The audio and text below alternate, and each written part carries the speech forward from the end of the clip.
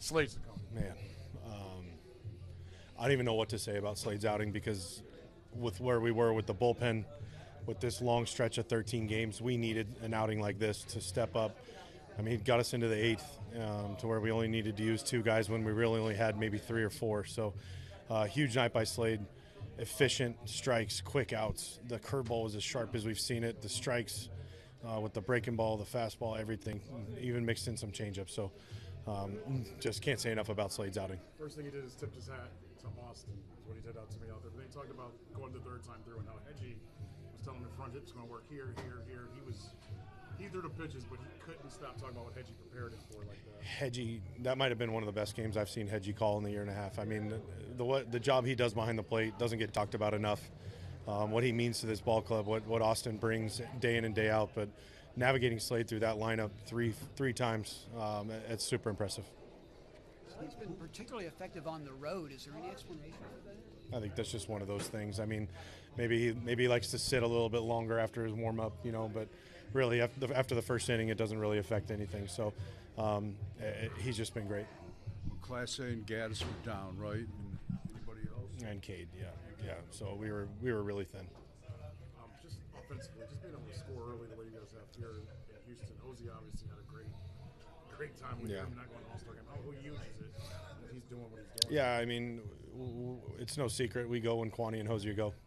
But having contributions from people like Angel, J-Rod getting the single today, this series was about everybody. This series was about our team. But having Angel and Hosier go back-to-back in the first, just kind of a punch right out of the get-go, and then Slade shutting them down 1, 2, 3 in the first. So I thought we played great baseball these 3 games. And like we said, during the 10-game stretch, there was a lot of good in there, just not the final result, which that's the most important, but really proud of our guys.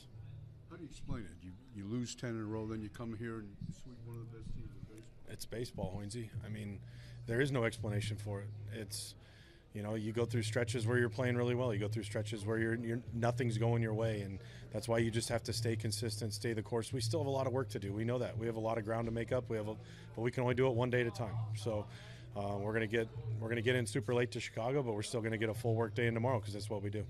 With Junis and Seawald, what did you see from them? I mean, Junis came in, did a great job, and right away, right there, you just have to stop it. You just stop the momentum. So you get the first guy out. Altuve, I think he might be hitting 900 here in Houston after the 7th. It's unbelievable. But, Junis, your job is to keep the lead. And he came in and did that. And then I think Paul Sewald's closed a game out or two in his career. So it's nice to have when a night where Class A, Cade, and Gaddy are all down, you still have Paul Sewald, who's got a lot of career saves. Altuve might be hitting 950 if not for the play Ramirez made to end the 6th. The defense, he's stealing bases. He's this guy like the healthiest alien player. I mean, Hosey, it's just who he is. I mean, he's just so good. And, yeah, I mean, clearly, if he's saying he's not going to the All-Star game, he's hurting. But he will never show it. He will never tell you. That was some kind of defensive display he put on today.